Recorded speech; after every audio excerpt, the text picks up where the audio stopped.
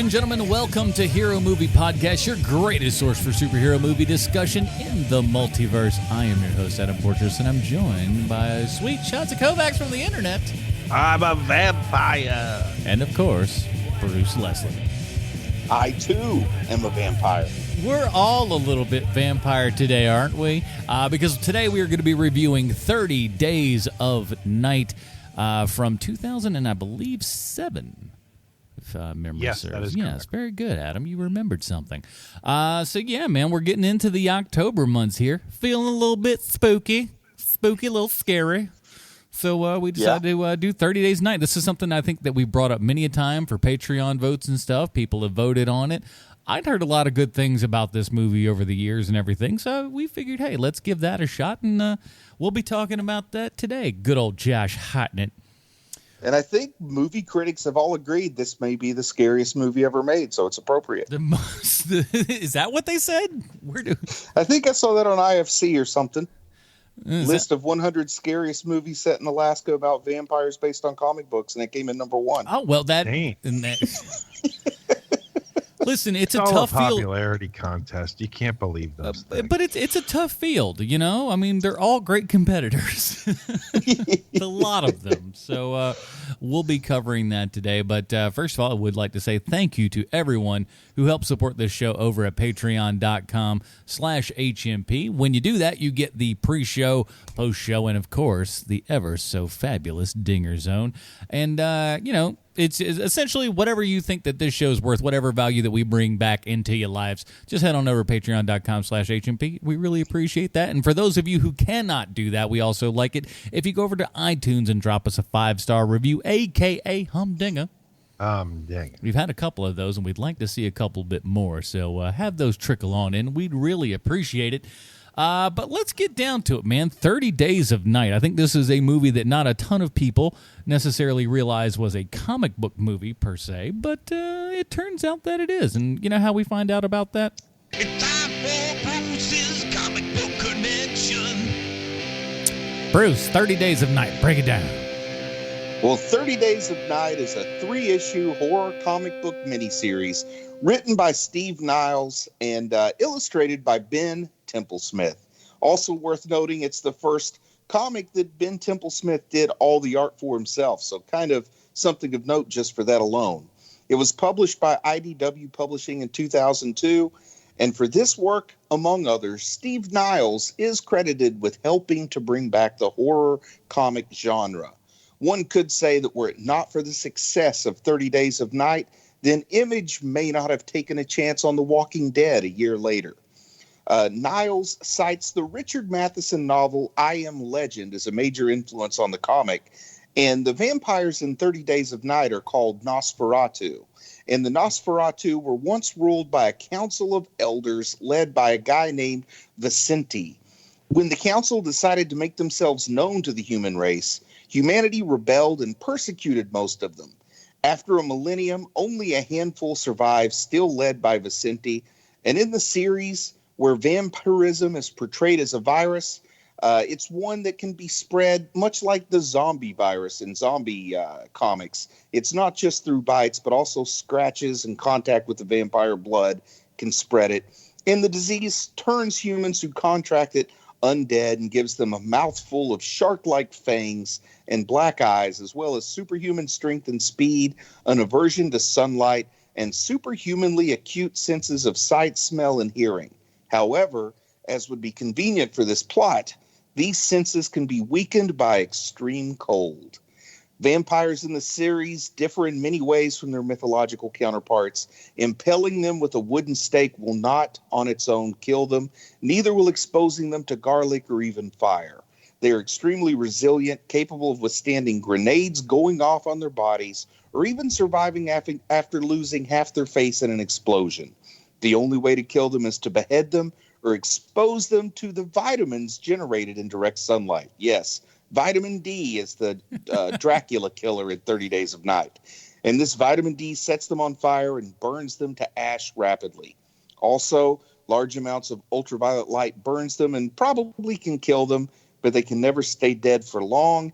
If blood hits their ashes, they will regenerate and come back to life. But in the comic, vampires flock to Barrow, Alaska, and when the vampire elder Vicente learns of this plan, he travels to Barrow to end the feeding to preserve the secrecy of vampires. The comic was successful enough to spawn more series, some of them written by the likes of Matt Fraction, Kelly Sue DeConnick, and even the artist Ben Templesmith tried his hand at writing a 30 Days of Night series. The success of the movie based on the comic also led to a series of novels published by Pocket Books. And boy, I bet there's some good reading there, though I haven't checked any of those out.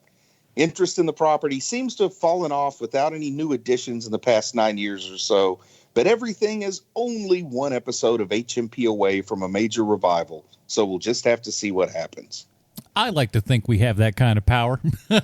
Yes. I know we don't, but I'd like to think that we do, you know? Everything else with this franchise, because I guess you can call it a franchise at this point, right?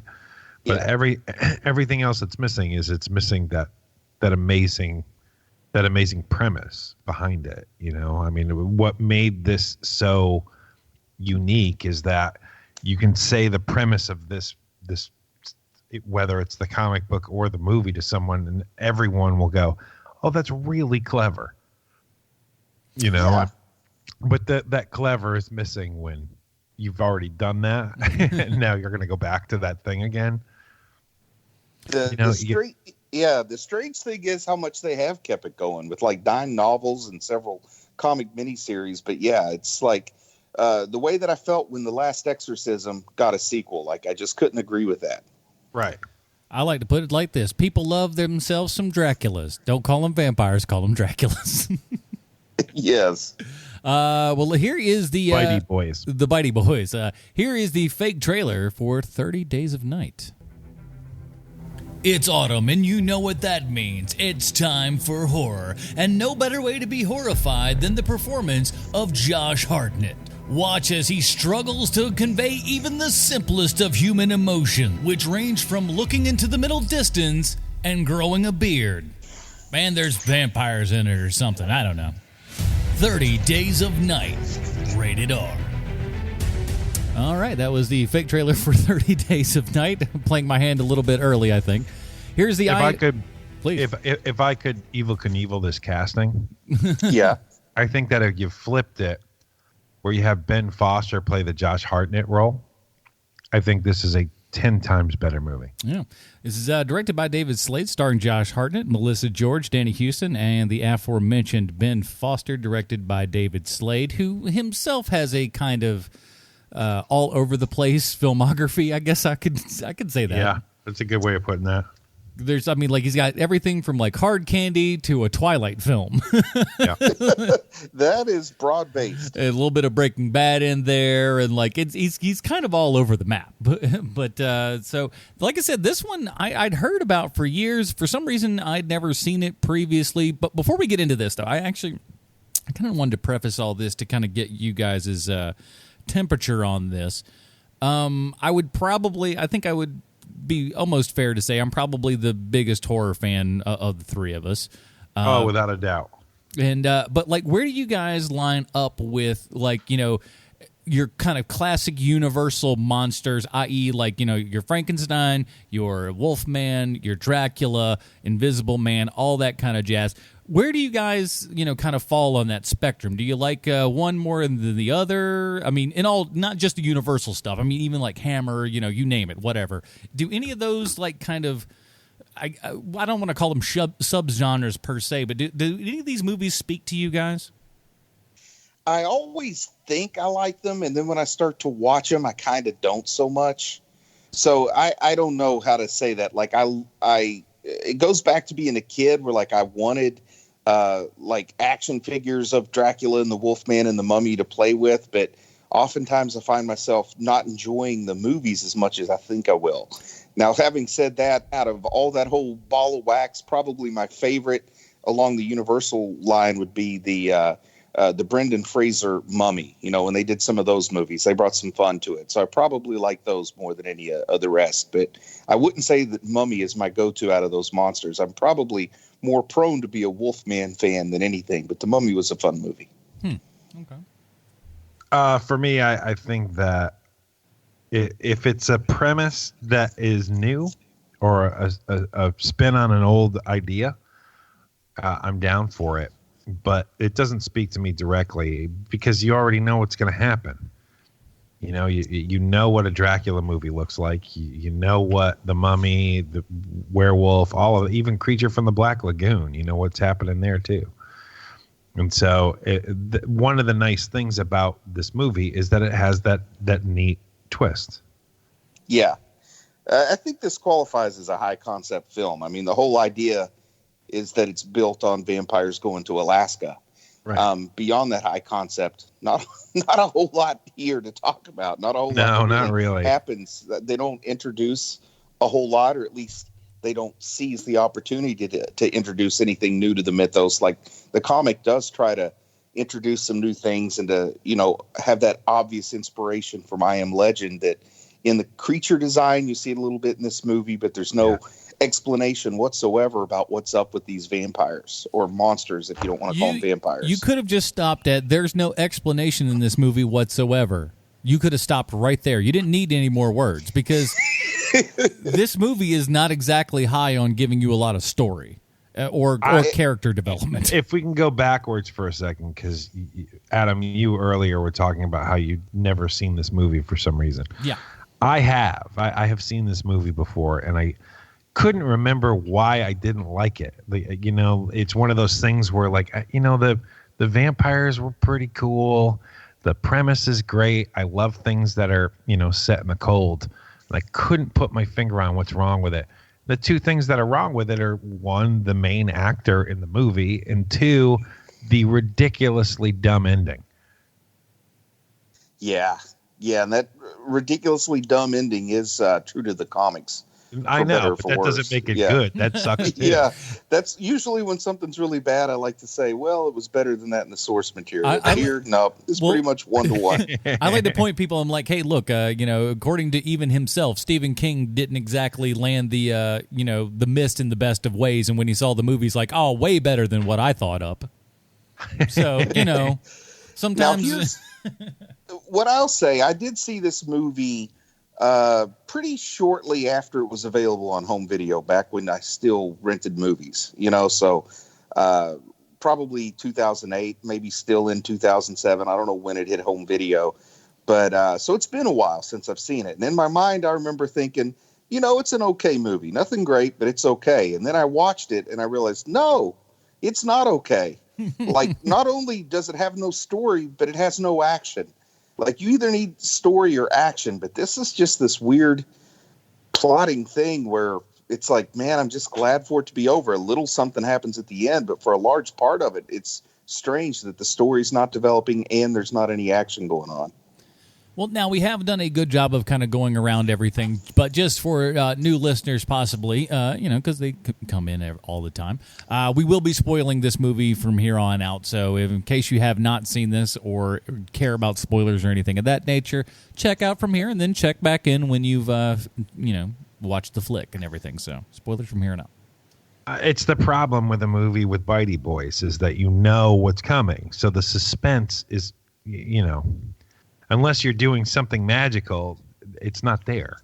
And so you need to have action or you need to have something clever. And instead they're trying to pump up the suspense and there's nothing to suspend. you know what's coming. Well, with vampires, if you're going to give a new story and put vampires in it, and I guess 2007, I mean, vampires are already under a pretty good resurgence by then, right? Mm-hmm. The way that you could make it interesting to me is to explore the culture of the vampires a little bit. Tell us a little bit about those vampires. But in this movie, they just show up. They speak some language that is really unrecognizable to me and just doesn't seem to fit with vampires very well. And then they go away. Like, there's no explanation on like how they came up with this idea, like how something that's been around for 1,000 years, it took them till now to come up with the idea of hitting Barrow, Alaska.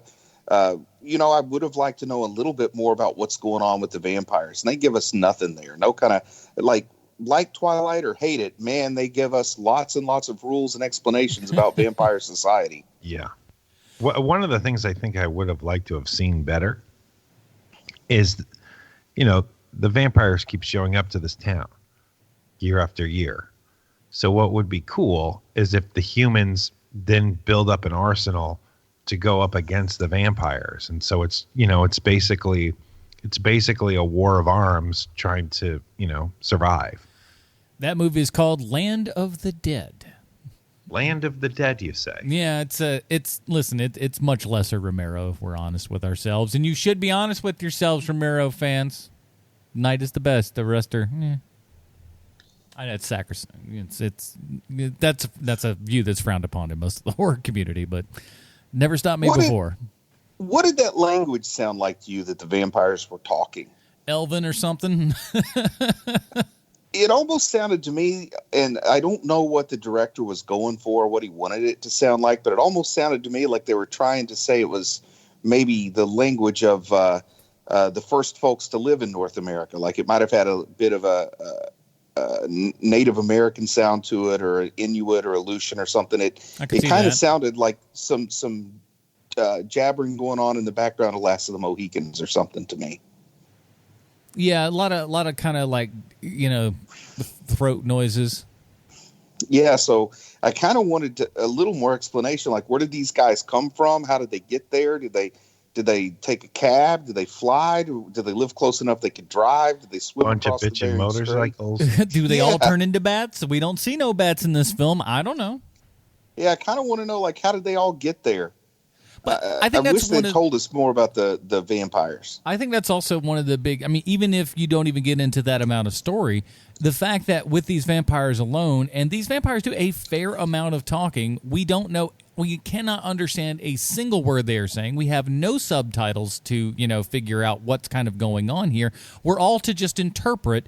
And this movie, I don't know that it's competent enough to convey what these vampires are trying to say without using any actual words or implementation for the audience to be able to actually know what they're talking about. And they have the guy, I'll just call him the creepy hitchhiker. I don't know what he is. Is he like a thrall of the vampires? Does he want to be a vampire, but they haven't turned him yet? Has he been turned into a vampire, but he's resistant? The guy that's trying to order the raw hamburger meat in the diner, like, he doesn't make sense at all with the rest of the story that comes after that. That was real confusing to me. Like, if the vampires were at least kind of weird like him so they could talk a little bit, I could have followed it. But what was he? Like, haven't seen the movie, haven't seen him, like, trying to eat raw hamburger in the diner, getting thrown in jail, then the vampires come and they don't seem to really care that much about him. I have no idea who the creepy hitchhiker guy was. I think that he hadn't turned yet. But for some reason, he seems to know what's going on, so they could have at least kept him alive a little bit longer to be an info dump person for the audience. He's the Silver Surfer of vampires. I like that idea. Before they eat a whole town in Alaska, they send in this creepy dude to really work them up. That's how I figure him. He just comes in and be like, "You all are going down." Like, from what I've seen of those vampires, I don't understand why they'd let him hang around with them. And if anything, he seemed to be counterproductive to their goal of sneaking up on everybody. Yeah, we wanted to come in here under the cover of night and just be able to feed. You've kind of rung the dinner bell in the opposite direction, jerk. And they the Ben Foster character is basically like the guy who gets kicked into the pit at 300. Yeah, Ben Foster's his creepy little character. I just couldn't figure out how he fit in. I mean, he does a good job and all, but when I'm first watching it, I think it's going to make sense, or he's going to have some kind of relationship that I can interpret or decipher in some way, and then it just never happens. I didn't even 100%. Feel like it's been cut down. It feels like it was edited. Like, a lot of things feel that way in this movie. And I'm looking at the cast, and apparently every one of the vampires had a name, but I couldn't tell you any of their names with a gun to my head right now. No, you couldn't. They don't say any of those things. They're just like, that's what we wrote in the script. His name's Greg. Yeah, there's all named Greg, Meg, Egg. I'm Greg Zeg. the Vampire. Check it out, everybody. Chomp, chomp. And that's like, this is stupid. And Gus. Gus the Vampire. How much scarier would it be if when you get bit by one of these vampires, you turn into Grandpa? See, now that's a concept I could get behind. You know what I was ticked off about when they get into like the little diner there and everything, and that old guy? How is that old guy not Clu Gulager? Right? Like, it's just the perfect Clu Gulager role, and they got some other old cat in there that just ain't nearly as good. And I was quite disappointed.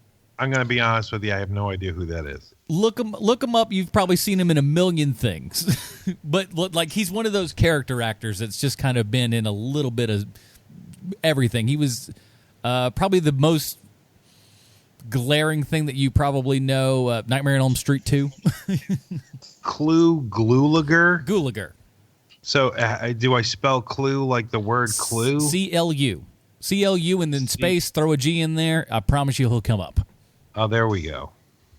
All right, continue. Sorry. Did either of you guys recognize the CW Network's Deathstroke in this movie? No, I don't know that I could point to you. I don't know that if he was sitting right in front of me that I could point to you and say, I know who that is. Well, Manu Bennett plays Deathstroke on the CW, and I'm kind of a fan of his. I mean, he does a good job as Deathstroke. He's a cool actor. I think he's from New Zealand. And then when I saw The Deputy with Josh Hartnett, I was trying to figure out who he was. Like, at first, I'm trying to run through my mind. I can't quite tell who he is. And then later, it kind of clicked in. At one point, I was thinking, is that like a really young Joe Manganiello? Because, you know, he also played Deathstroke. And it was the Deathstroke connection. I finally figured out, but I had no memory that Manu Bennett was in this. And he's kind of an interesting guy. Does a good job of an Alaskan accent. He covers up his New Zealand accent well. That distinctive Alaskan accent that all those guys got. Hey, I've seen Mystery Alaska enough that I know the Alaskan accent now. Sounds like Russell Crowe. The most accurate of impressions of accents. That oh, guy. Man. But, and then Bobby Elvis. You know who I'm talking about when I say Bobby Elvis? No. He was a character on Sons of Anarchy, was called Bobby Elvis. And that actor's in this movie. And he was also, you're talking in about The Dark Drippy. Knight Begins. What's that? You talking about Drippy? He always looks like he's dripping. he was also, I think, in Batman Begins, wasn't he? He is in Batman Begins, yeah. Yeah, so the second time we've covered him, but I always remember him as Bobby Elvis Mark from Boone Sons Jr. of Anarchy. Yeah, he's a good guy. I like him. He's a fun character actor. Oh yeah, that guy. He's in everything. He's an awesome character actor. He's whenever you see that guy, it's like, oh, that guy's throwing down a solid performance, and that's what I think. Go ahead. Go ahead. Well, that's why I think is ultimately like just really confounding about this movie. Let's just take the story and everything aside. Put that aside for the moment being. Everyone in this is pretty good except for Hartnett. Hartnett is just absolutely terrible. Well, let's talk about Hartnett because I want to know what his deal is. Josh Hartnett's a guy I don't think of unless I'm absolutely forced to think of him. But then when I do think of him, he's had like a weird career. Like he was really busy for a while, and then people figured out he's not that good. Yeah. I don't know. He's most recently, I guess, I've seen him on Penny Dreadful, but. Before I watched the movie, I was talking to my wife. I said, I have to watch that 30 Days of Night movie. And she said, oh, it has that guy, Josh something. And I went through a lot of Joshes before I landed on Hartnett. He's like the eighth actor named Josh I think I could think of. But what is the deal? Like, there was a time when I think he was set up to really be something, wasn't there? Yeah, he was a kid actor. You know, he's in like The Faculty and Halloween H2O. Yeah, those are but when really you say kid, we're like teenager. I mean, he wasn't like young kid actor. No, I mean he wasn't a child actor, but he was, probably 19. And but go ahead. And he's one of those guys where he was a good enough actor, and he was handsome that oh hey, we can put this kid in this thing. We need someone who looks like they're 20 years old. This person does a reasonable facsimile of a 20-year-old who can actually act. So let's put him in it. And what happened for some reason is that when he got older, he didn't get any better. Yeah. What I was thinking about him when I put some thought into it is like he kind of started in the same place where Ethan Hawke started. But then Ethan Hawke was able to keep things going, and this guy wasn't. It turns out Ethan Hawke can act. Yeah. Like that guy is actually really good in his varied career. Josh Hartnett's kind of played the same sort of thing over and over again, And to me, the biggest problem, and I feel so bad for the guy, too, because when I'm watching this thing, I can see he's trying. He really wants to do well, but he's just not good at it. Are you familiar with the movie called 40 Days and 40 Nights? I'm aware of it. Well, Josh Hartnett was in both 30 Days of Night and 40 Days and 40 Nights. That's got to get confusing around the Thanksgiving table. Same character. Same basic premise. He's that's the problem also, is that he's basically the same guy in everything. Whether he's in Hollywood Homicide, Pearl Harbor, Lucky Number 11, he's still playing the same dude. I can't tell you how many times I fell asleep trying to watch Lucky Number 11. Woo! What a turd. Now, did either of you guys watch much Penny Dreadful? Not a stitch. I tried to get into it, I just couldn't. He definitely. I'm trying to think of the right showed way up to say for this. work. It's a show that's pretty interesting, despite Josh Hartnett, not because of him. You know, I don't particularly like his character, but he's also asked to play a stoic guy who doesn't show much emotion, so he's good for it. But that's actually a pretty interesting show, worth checking out. And so, is he Frankenstein on that show? No, I think he's Tom Sawyer or something. I can't remember. I get my details bad. hasty. But when I watch Penny Dreadful, I think that, it's got a little more of a horror bent, but it's a better version of League of Extraordinary Gentlemen than anything else we've had. So I kind of like it. Well, that's why I'm asking you. Is that who? I can't remember. I can't remember his character's name. But I mean, he is supposed to be the Frankenstein monster, right? Oh, is he? I can't remember. I didn't think he was. I might not even remember which character he is on that show then. The impression that Josh Hartnett leaves, everybody. We have, everyone's like, yeah, I've seen several episodes, have no clue who he is or what he does, what his face is, name of the character, anything. Frankly, I'm surprised I know his name is Josh. I couldn't even remember that that he's the main character in Hollywood Homicide until I looked at his IMDb. I was like, oh, right, he's the other cop in that horrible Harrison Ford movie. That was one that, man, everybody thought that was going to be a huge Price hit. Plays Frankenstein's monster in that. Ah. Yeah, he just plays like the American guy who's investigating stuff. Oh, I like Price. He's good in a lot of stuff he's in. Yeah. Oh, Timothy Dalton's good in it. But Timothy Dalton's good in everything. Yeah, that guy, like that dude, he's just one of those dudes that, like, when you see him in stuff, you're like, that guy knows what he's doing. He's on set. You could just tell. He's like, okay. I'm sorry to cut you off, but apparently not Ethan Hawke. Apparently Josh Hartnett becomes the Wolfman at some point. Wolfman, that's what. There you go. Yeah. All right. Sorry that took way longer than it was worth for the low amount of interest we got. I thought it was a total payout. No, that was what. Listen, people were on the edge of their seats because, I mean, let's be frank here. 30 Days of Night is not exactly what we'll call a plethora of, like, a fount of information. I remembered more stuff happening in that movie, but when I watch it, I'm not exaggerating when I say that it seems like almost nothing happens. I mean, you get a little setup where some dogs get murdered, which was good. And then this guy's back. Guess what, everybody? Preacher Podcast might be over, but Bruce Leslie is still alive and kicking. And then there's a pile of burned up cell phones, and it's always nice to have a reminder of how far we've come with cell phones in 12 short years. And then there's just like a whole lot of driving around town, like in the snow, and like apparently there was a relationship at some point between Josh Hartnett and Melissa George, but they like keep walking around it the way that most movies will do when they're eventually going to deal with it. But this movie just keeps walking around it and never tells us what the heck happened there. It's his ex-wife, right? Yeah, Maybe. I guess.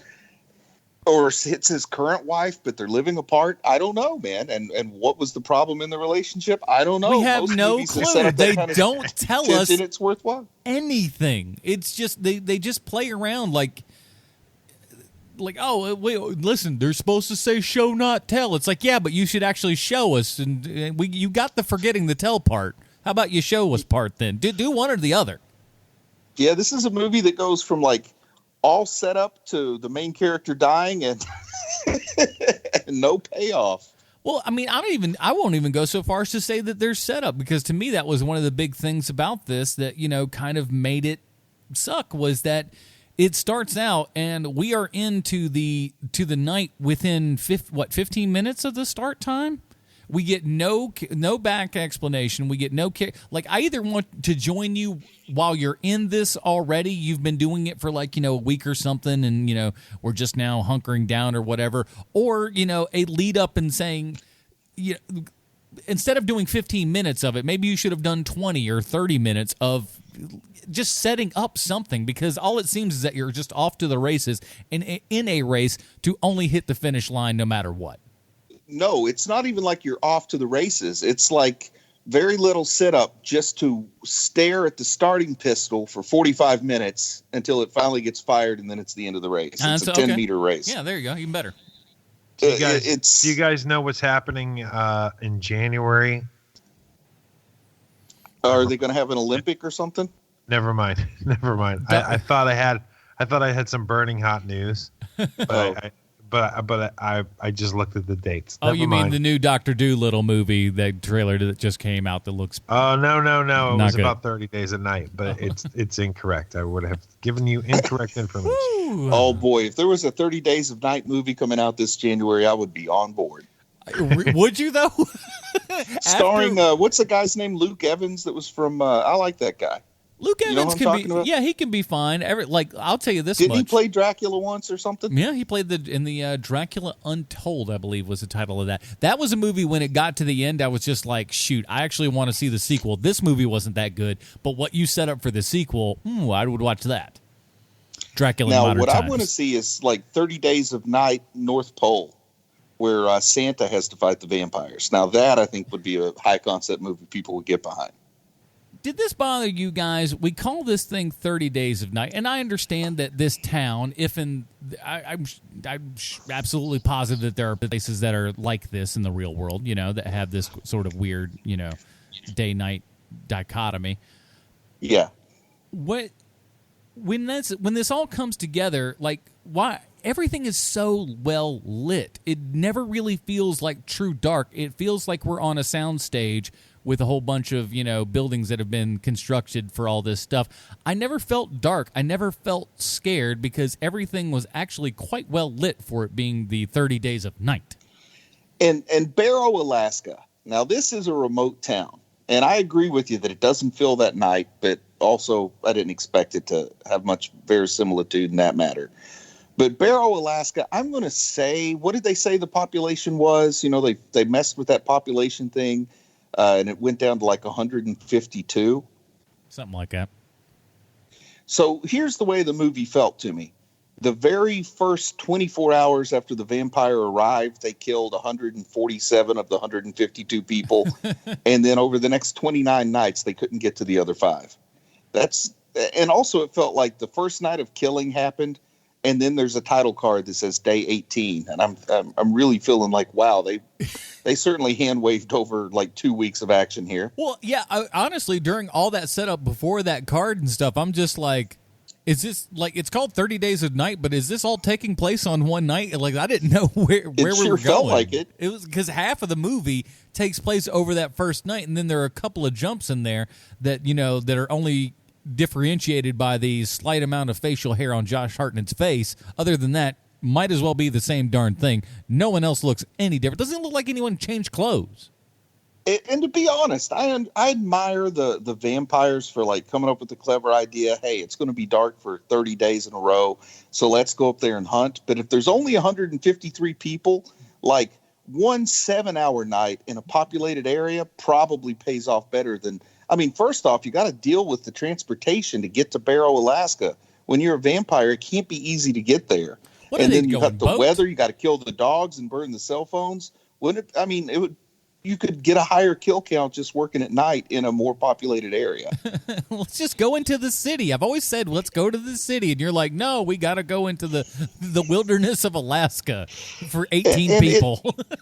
How many vampires went up there? Like, I never felt like I got a good feel for that either. But if like 20 vampires go and there's only 150 people, it's just not that good of a deal. I'm saying bare minimum there were 20 vampires. Bare minimum, because it seemed like there were a lot of them.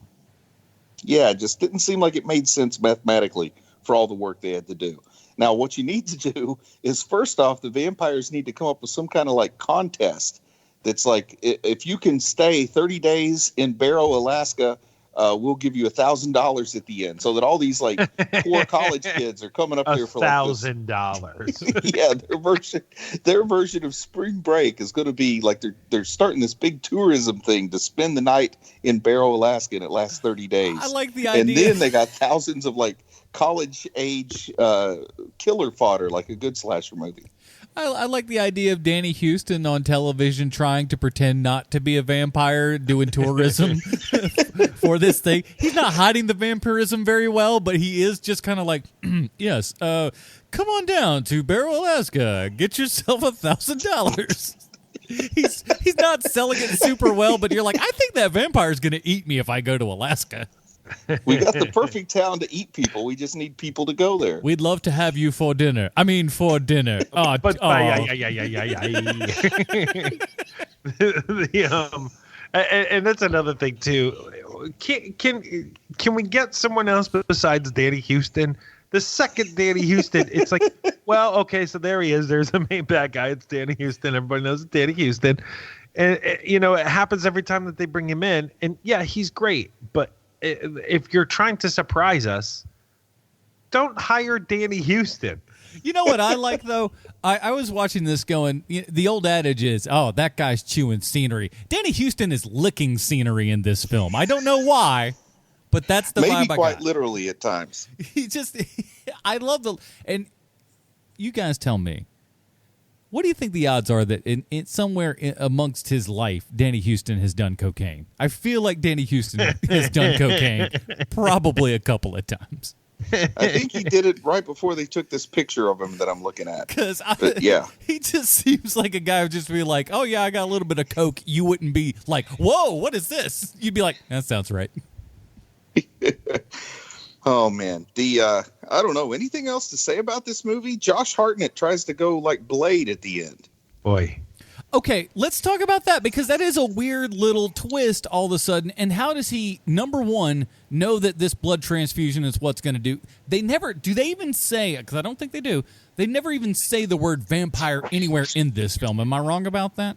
Yeah, there's no talk about it. There's no speculation about it. There's no explanation of the rules other than they do make it clear if you cut their head off, they die. And they kind of figure that out on accident, I think. I will say this, though. There are some pretty darn good gore moments in this. I really like. Yeah. I love the kid chopping the head off of the one thing. I thought that was super dope.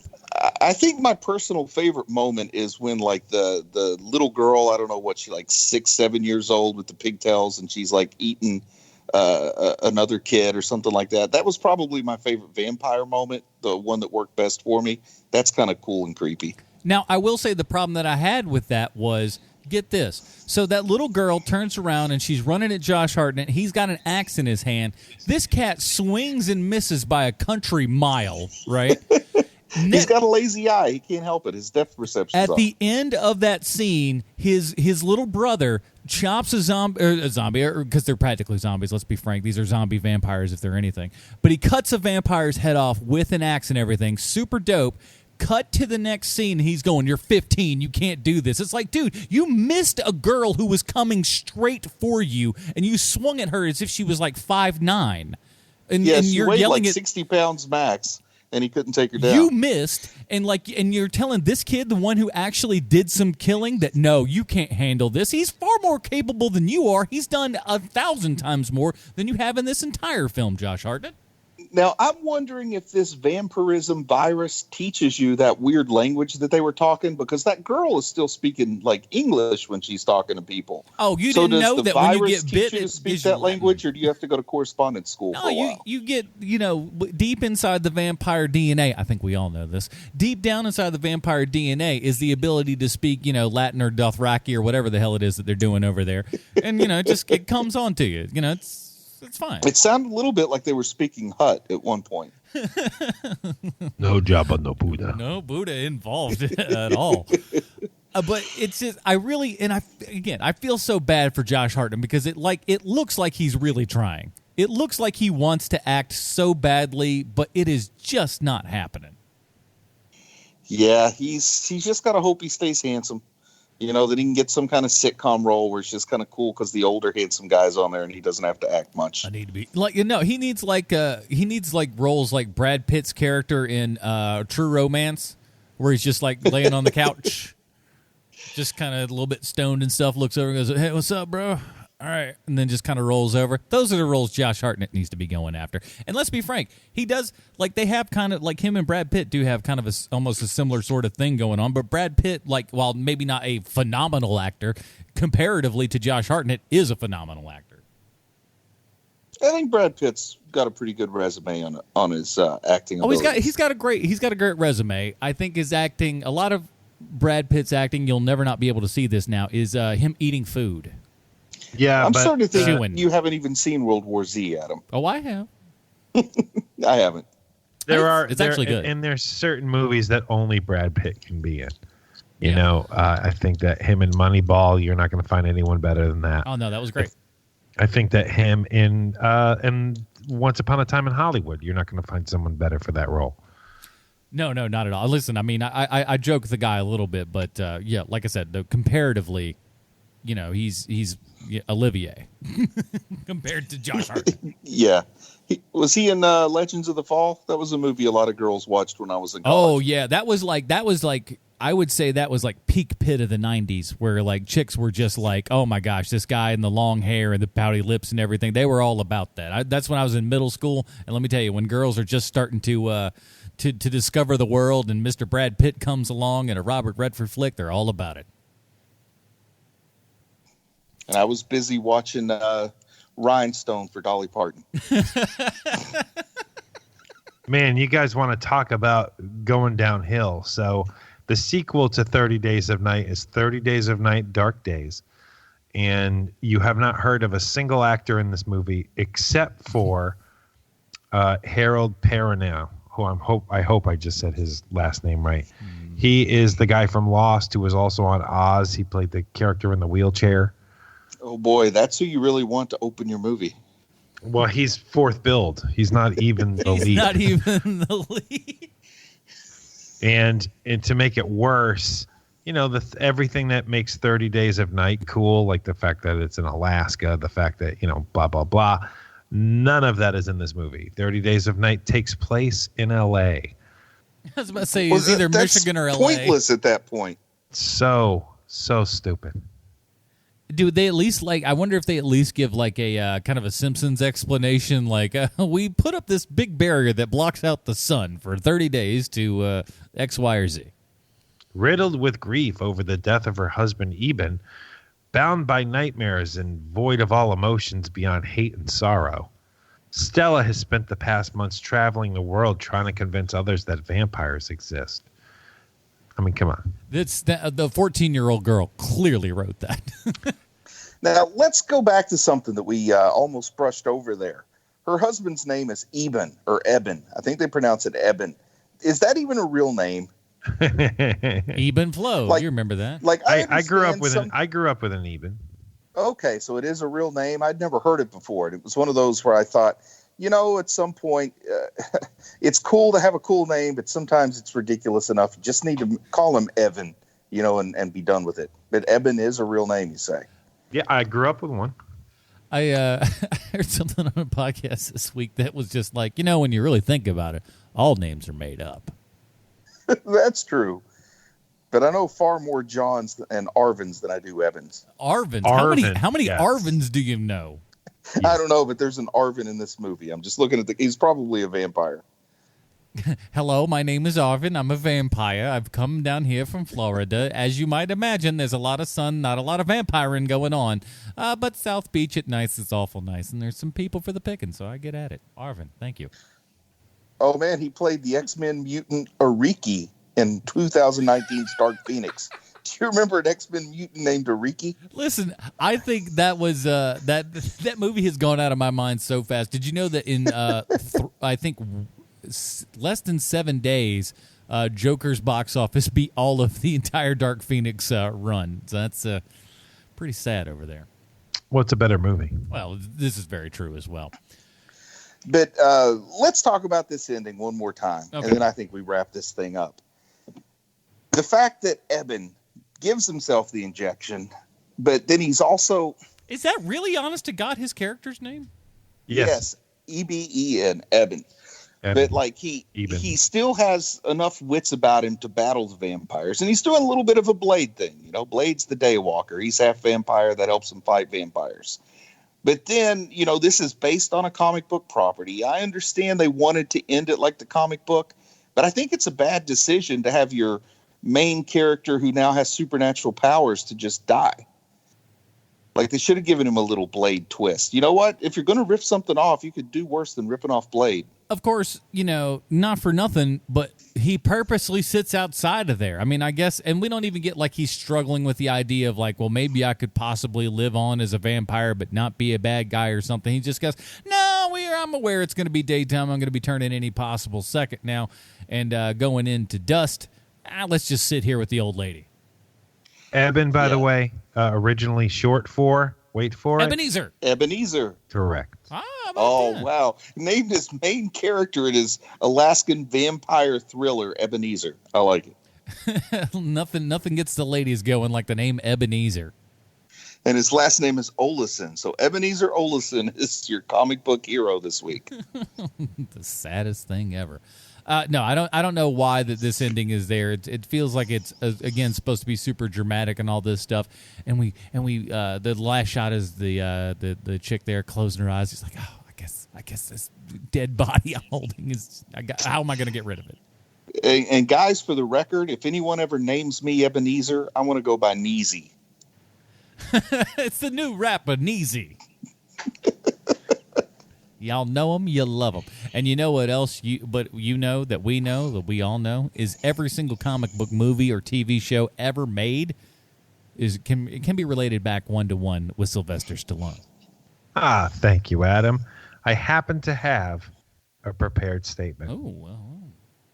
Nathan Kahane was one of the 3 executive producers on 30 Days of Night, and it was one of 6 movies he produced in 2007. He also produced Rise, Blood Hunter, Juno, this movie, Boogeyman 2, and Mr. Megorium's Wonder Emporium.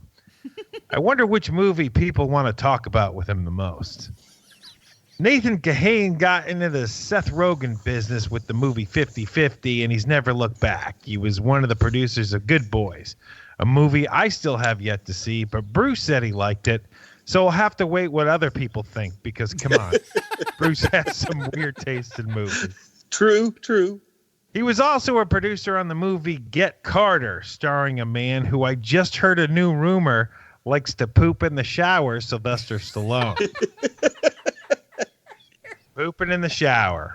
It's a level of freedom I'll never have and quite honestly do not want. I never want to feel like it's totally cool to caca in the shower. I'm horrified by the idea.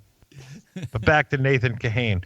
He also gets a special thanks in the 2000 movie Bad Seed, a movie no one's ever seen that stars Luke Wilson, Norman Reedus, and Dennis Farina.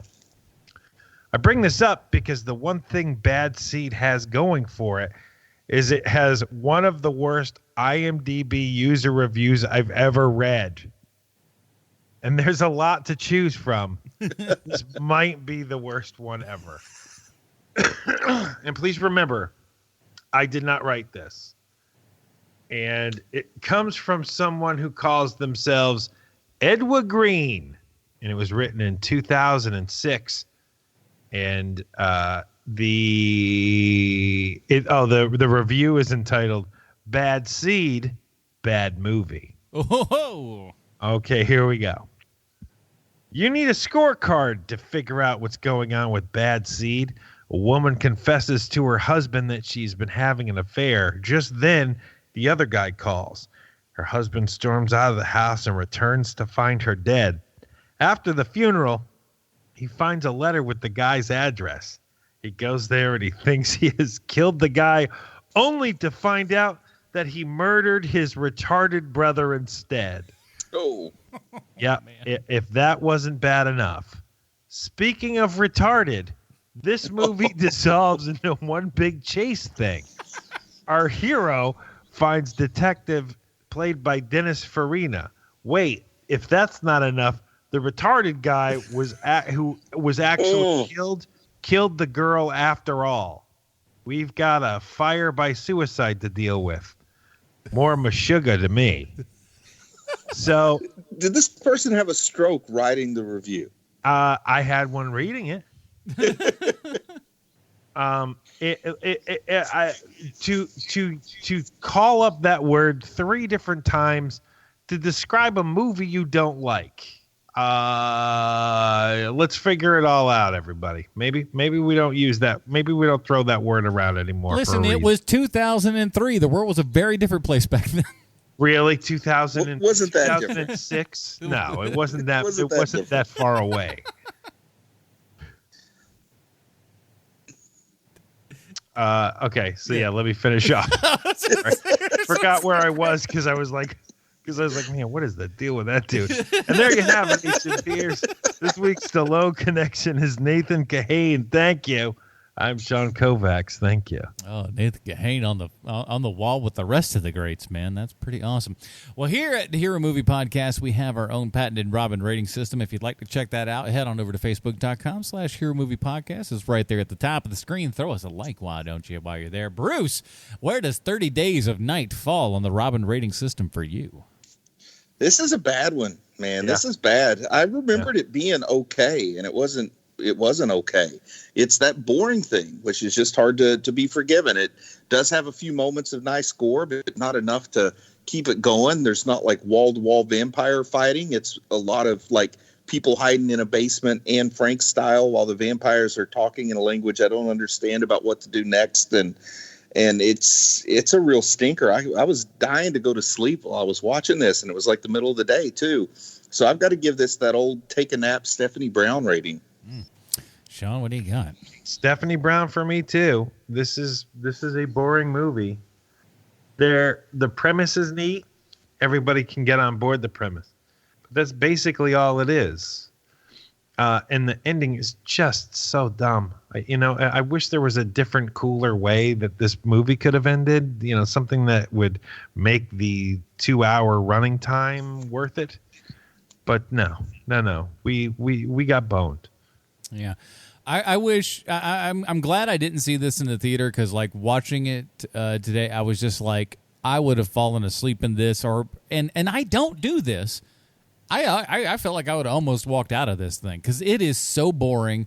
Nothing happens. Like you said, and that's the toughest part about this, is because the conceit is really cool.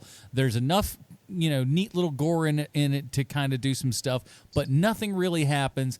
Hartnett is so wildly disappointing that like I just wish it were anything else, and I just don't buy him or anything that he's doing. This is a Jason Todd for me. I'll never watch this again, but I'd watch a couple of the kill scenes again because they were done fairly well. Nice amount of gore, but it not enough to save this from a bottom of the barrel for me. So that is it, everybody. Holy moly. I think we all went into this thing actually kind of remembering or hearing that this was kind of halfway decent, and quite the surprise. Not me. Quite the surprise. But you know what? We also like to be surprised by the people over at patreon.com/HMP who every month get the privilege to vote on what we actually watch. And it doesn't matter what level of patronage, maybe that's a word, I don't know, sure. Patronage that you're at. Well, because technically it's not spelled like the other one, I think. Something like that. That's all right. But here are even if you're at the dollar level, here are the movies with which you'll get to choose from, one of which we will actually watch. The Human Target pilot, we really want to get that one out of the way. Revenge of Swamp Thing. Batman versus Dracula, of course, the Stand By the Saint with Sam J. Jones, and Bible Man. So starring Willie Ames. You know Willie Ames, right? Come on. The Bible Charles Man. In charge, right? Yeah, I want Charles in charge of me, and we want those who are over at Patreon to be in charge of what movie we watch this month. So for those of you who are patrons, head on over to patreon.com/HMP. Vote for us, this day. And, of course, if you're not, join up and vote. Get yourself some extra stuff. It's pretty awesome. In the meantime, Bruce, where might we find some of your work on the internet? Boy, that's a good question. Check out next week's Hero Movie Podcast, where I'll be reviewing a movie with my friends Adam and Sean. Wow, I know that show. Sean? You can find me also at Hero Movie Podcast next week. I'll be reviewing a movie as well. I'm hoping it's Bible Man starring Willie Ames. but you make your own decision. But Bible Man with Willie Ames, seriously. And we've got a new podcast coming out, everybody. We finished up Preacher, so that's had its finale and everything, and so we decided we needed more work to do. So we're going to be doing Watchmen, and so check us out over at the Redford Administration, a Watchmen podcast. You can find that wherever you find podcasts, and if you're over on iTunes, drop us a review. We'd really appreciate that, and because we've already got a 1-star review on there, which I think is a little unfair because we've only put out the appendix episode, so the haters are already out in force. I don't we have a 1-star review for that. Yeah. Yes, haven't even done an episode yet. I guess they didn't like the placeholder I put up there. They were just like, no, that's not what I wanted. I'm like, I don't know, like the show's not out yet. We got nothing for you just yet. Pump the brakes. It's coming. Don't worry. We want to do a good job, but right now, maybe not so much. Which reminds me, I got to hand you guys off the primer for next week. All right. Oh, yeah. Definitely need to do that. So we'll be doing all that kind of good stuff as well. So check us out, the Redford Administration, wherever you find popular podcasts. That is it, everybody. Join us next week when we're talking our Patreon selection for Sweet Chauncey Kovacs from the internet. Bruce Leslie, I'm Adam Portrais. Stay super, everybody. Charles in charge of our days. Bye, Marty and Edie. And our nights, and I sing, I want Charles in charge of me. I know what song's going on the end of this show. Noise.